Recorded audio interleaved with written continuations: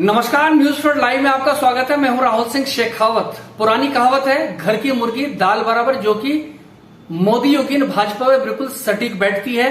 वजह ये कि 4 मौजूदा मुख्यमंत्री पूर्व कांग्रेसी हैं और उसके अलावा 4 प्रदेश अध्यक्ष अन्य पार्टियों के, जिसमें 2 पूर्व कांग्रेसी हैं। बड़े राज्य भी इसमें शामिल हैं। जबकि प्रधानमंत्री नरेंद्र मोदी ने कांग्रेस मुक्त भारत का सपना अपने कार्यकर्ताओं को दिखाया था, उनके अंदर एक नया भाव पैदा किया था। लेकिन इस दरमियान पिछले 9 साल के अंदर कांग्रेस युक्त बीजेपी साफ तौर पर नजर आ रही है। ऐसे में सवाल ये उठता है कि आखिर दरी बिछाने वाले कार्यकर्ता करेंगे क्या? गाना है पुराना, हवन करेंगे या क्या करेंगे वो जाने।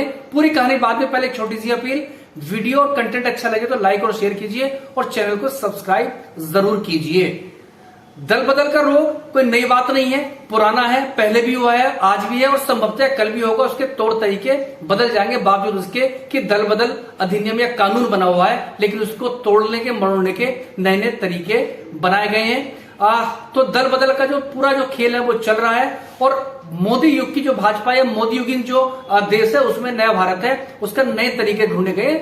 विधायकों के इस्तीफे, या आप जानते हैं कि कथित तौर पर ईडी सीबीआई इनकम टैक्स, जिसके दबाव में दल बदल किया जा रहा है। हालिया मामला महाराष्ट्र का है, जहां अजीत पवार को शिंदे सरकार में उप मुख्यमंत्री बनाया गया है। और इसके पहले आप जानते हैं कि शिवसेना 2 फाड़ करके महाविकास आघाड़ी, जो कांग्रेस, एनसीपी और शिवसेना की थी, उसको गिरा दिया गया था और एकनाथ शिंदे को मुख्यमंत्री बनाया गया था। और जो पहले मुख्यमंत्री बीजेपी के रहे हैं महाराष्ट्र में, देवेंद्र फडणवीस, उनको शिंदे के अंडर में उप मुख्यमंत्री बना दिया गया था। तो दिलचस्प कहानी थी तब भी, जब महाविकास आघाड़ी सरकार दी थी, और अब जबकि शिंदे सरकार का एक्सटेंशन हुआ है और अजीत पवार, जिसको प्रधानमंत्री नरेंद्र मोदी चंद रोज पहले भ्रष्ट बता के आए थे, तकरीबन 60-70 हजार करोड़ का एनसीपी में घोटाले की बात कही थी, और उसके बाद उनको उप मुख्यमंत्री बनाया गया। उसके अलावा मंत्रियों की कहानी लंबी, आप जानते हैं, माधव सिंधिया मध्य प्रदेश के हैं और तमाम इसके अलावा अन्य नेता हैं जो राज्य स्तर पर और केंद्रीय स्तर पर मंत्री बने हैं, उनको जिम्मेदारियां मिली है। चूंकि चर्चा की शुरुआत मैंने मुख्यमंत्रियों से की थी, तो 4 मौजूदा मुख्यमंत्री भाजपा के पूर्व कांग्रेसी हैं, खासतौर पर पूर्वोत्तर के। मणिपुर में बीरेन सिंह हैं, असम में हेमंत बिस्वा शर्मा है और त्रिपुरा में मणिक शाह है, और उसके अलावा अरुणाचल प्रदेश में खांडू है। उनकी बैकग्राउंड भी कांग्रेस की रही है। और इसके अलावा हाल में जो 4 प्रदेश अध्यक्ष बनाए हैं वो भी गैर भाजपाई हैं, और जिसमें 2 मजे की बात यह है कि कांग्रेस के बड़े नेता रहे हैं। पंजाब में बलराम जाखड़ के बेटे सुनील जाखड़, जो कि प्रदेश अध्यक्ष कांग्रेस रह चुके थे, उनको भाजपा का अध्यक्ष बनाया गया। और आंध्र प्रदेश की बात करें तो डी पुरंदेश्वरी, जो कि मनमोहन सिंह सरकार में मंत्री रही हैं, उनको आंध्र प्रदेश का अध्यक्ष बनाया गया है। झारखंड में बाबूलाल मरांडी, जो कि जेएमएम यानी झारखंड मुक्ति मोर्चा में रहे हैं, उनको प्रदेश अध्यक्ष बनाया गया है। और इसके अलावा बिहार की बात करें तो सम्राट चौधरी भी, हम जो कि जीतन राम मांझी की पार्टी हुआ करती थी, उससे उनका नाता रहा है। मतलब यह है कि 4 मुख्यमंत्री पूर्व कांग्रेसी हैं, और जो 4 हाल में अध्यक्ष बनाए गए हैं उनमें 2 पूर्व कांग्रेसी हैं। सवाल ये उठता है कि क्या बीजेपी में अपने कार्यकर्ताओं, जो अपना कोर कैडर है, उनमें संभावना नहीं है, या वो उसमें नेतृत्व उतना नहीं है कि उनको अध्यक्ष या बड़ी जिम्मेदारी दी जा सके।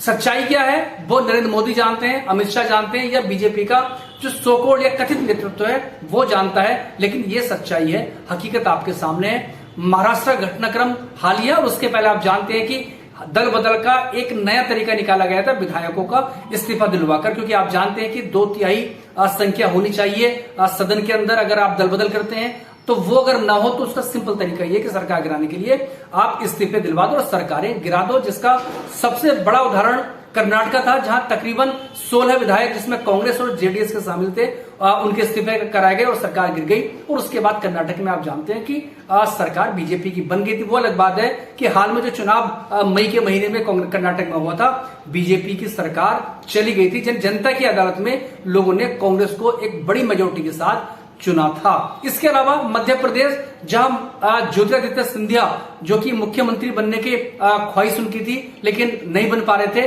और उन्होंने बगावत कर दी थी और 22 विधायकों के इस्तीफे कराए थे। उसके बाद वो बीजेपी में चले गए थे, खुद केंद्र में मोदी सरकार में मंत्री बन गए थे। और उसके बाद सबको टिकट दिया गया और उसमें से कुछ एक हारे भी थे, लेकिन बाकी लोगों को मंत्री बना दिया गया था।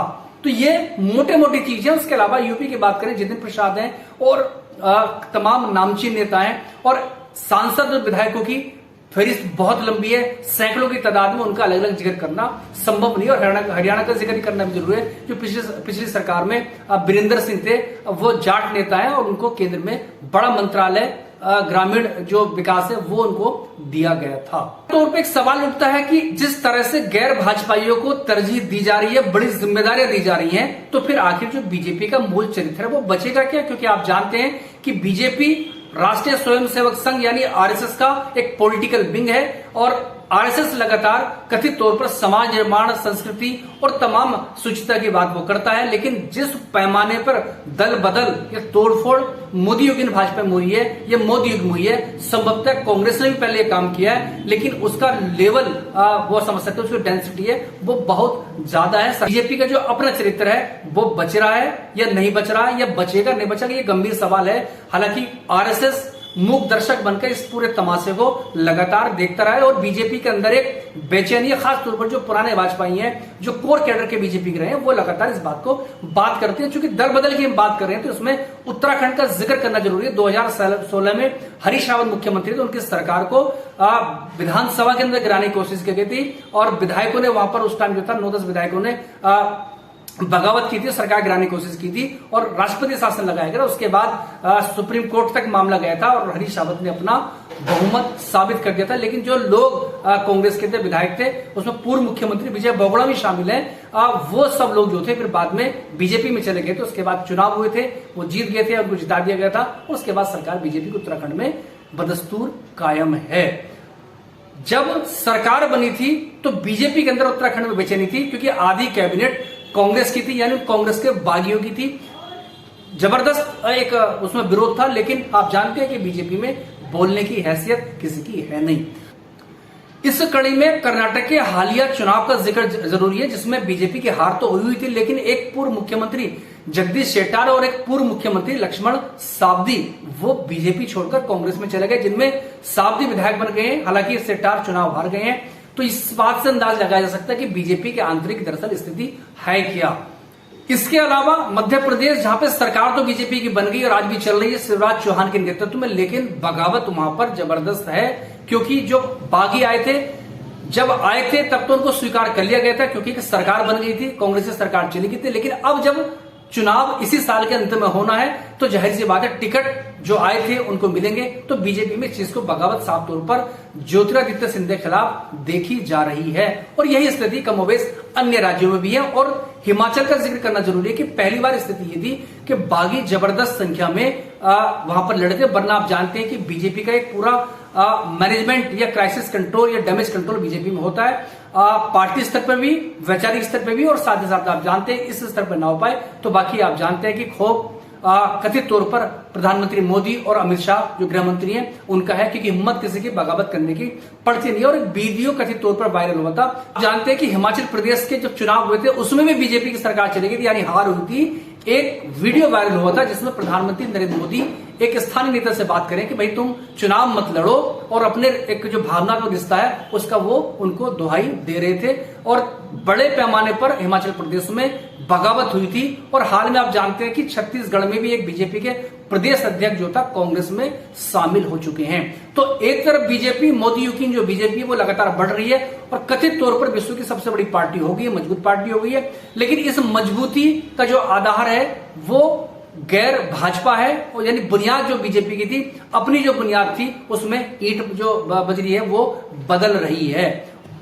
बहरहाल कहानी का लबोलबाब ये है कि क्या बीजेपी के पास अपने स्तर पर सक्षम नेतृत्व नहीं है जो इस लेवल पर बाहर से नेताओं को लाने की जरूरत पड़ रही है। और दूसरा नैतिक सवाल है, तो नैतिकता आप जानते हैं राजनीति में कोई मायने है नहीं, क्योंकि मैंने शुरुआत में कहा था कि पहले भी दरबदल हुआ है, आज भी हो रहा है, और कल जो भी कानून हो जाएगा कल भी उसके तरीके बदल जाएंगे, कल भी उसकी संभावनाएं खत्म नहीं होंगी। लेकिन बीजेपी का जो मूल चरित्र है वो जाहिर सी बात है वो खत्म हो रहा है। संख्या बल के दम पे मोदी बीजेपी को बहुत मजबूत बनाने में कामयाब हुए, लेकिन चारित्रिक तौर पर या वैचारिक तौर पर बीजेपी हालांकि बढ़ रही है, लेकिन बहुत सारे सवाल या निशान उस पर खड़े भी हो रहे हैं। और जिस तरह से राष्ट्रीय स्वयंसेवक संघ इस पूरे तमाशे को मूक दर्शक बनकर देख रहा है, तो आने वाले कल का इतिहास जब अगर सब चीजें सही चलती ठीक है, वरना आप जानते हैं कि प्रतिकूल स्थिति में सवाल उस पर भी खड़े होंगे कि